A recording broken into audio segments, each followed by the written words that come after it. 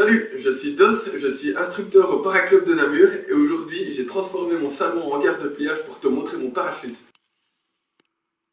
Chaque parachute contient deux voiles qui sont toutes les deux contenues dans un conteneur. Le nom est plutôt bien choisi. La voile réserve se situe dans ce conteneur, ici supérieur, et la voile principale est contenue dans ce conteneur. Chaque conteneur contient 4 rabats pour pouvoir être fermé en fait. Donc ici, ceci c'est le rabat du bas du réserve, ceci c'est le rabat haut, le droite et le gauche, ça dépend si on le regarde comme ceci ou comme ceci. Et sur le principal ici, nous avons les deux rabats droite et gauche ici, le rabat du dessus qui est un petit peu caché ici, et le rabat du dessous qui vient fermer la voile par en dessous du parachute. J'ai maintenant transformé mon salon en ciel et je suis actuellement en chute libre. Je vais ouvrir mon parachute principal en actionnant cette poignée. Voyons en détail ce qui vient de se passer. Ici, je suis en chute libre. J'ai actionné ma poignée, c'est-à-dire que j'ai tiré dessus. Et quand j'ai tiré sur cette poignée, j'ai enlevé d'une pochette ici en spandex un petit parachute qui s'appelle le hand deploy ou un extracteur. Ce hand deploy, ce petit parachute, est relié à ce qu'on appelle une drisse. Quand il va prendre l'air, il va tirer sur cette drisse qui va ouvrir notre parachute. Le hand deploy va tirer sur la drisse jusqu'à arriver à cette aiguille qu'on appelle la pine et qui maintient le conteneur de la voile principale fermée. En tirant sur la pine va sortir de ce qu'on appelle le loop. Une fois que la pine est sortie du loop, le hand deploy va continuer de tirer sur la drisse pour sortir la voile principale dans son pod. Maintenant que le hand deploy a sorti le POD du harnais, le POD va continuer d'être tiré par la drisse qui est tirée par le hand deploy et défaire un à un chaque levage. Une fois le dernier levage défait, la voile va pouvoir sortir de son POD et se déployer. Une fois que la voile est sortie du POD, l'air va commencer à s'engouffrer à l'intérieur de la voile à partir d'ici. Il va venir ouvrir la voile comme ceci et atteindre ce qu'on appelle le glisseur. Le glisseur est un système permettant de temporiser l'ouverture d'une voile afin que celle-ci ne s'ouvre pas trop violemment. Ici, l'air va s'engouffrer à l'intérieur du glisseur et éviter à la voile de s'épanouir.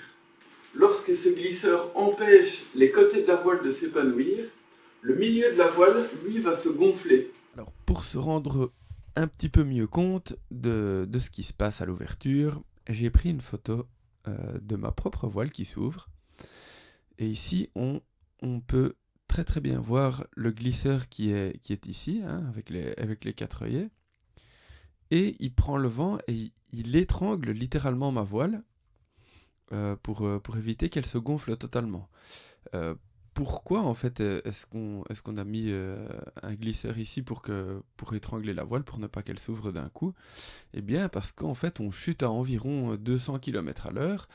Et une fois qu'on est sous voile, on ne chute plus évidemment verticalement à 200 km/h, mais à une vitesse de l'ordre d'environ, à la louche, 30 km/h, 20 km/h, 30 km/h plus ou moins. Et forcément, passer de 200 à 20 km/h d'un coup, j'espère que vous pouvez vous imaginer que ça peut faire très très mal. Donc ici, le but du glisseur, c'est d'abord ralentir notre chute. Donc en fait, on va avoir toute cette partie de parachute qui va nous ralentir de manière progressive. Donc ici, on voit très très bien le caisson central ici, les 2 trous du caisson central qui est bien gonflé. Et les 2 caissons adjacents qui commencent vraiment bien à se gonfler eux aussi. Donc ici on a déjà 3 caissons sur les 9 qui sont bien gonflés. Et ici le glisseur permet d'avoir toujours le reste de la voile ici qui est fermé. Et en fait, grâce à ça, on va ralentir vraiment notre chute, et une fois qu'on aura perdu suffisamment de vitesse, eh bien, il n'y aura plus suffisamment de pression sur ce glisseur pour le maintenir en haut, et il va descendre gentiment, jusqu'ici vraiment au-dessus de nous, à la jonction des élévateurs et des suspentes, et la voile pourra enfin s'ouvrir à ce moment-là. Le glisseur va ainsi descendre jusqu'au-dessus de la tête du parachutiste. Cool, ma voile est ouverte au-dessus de moi. J'ai mon glisseur qui est ici.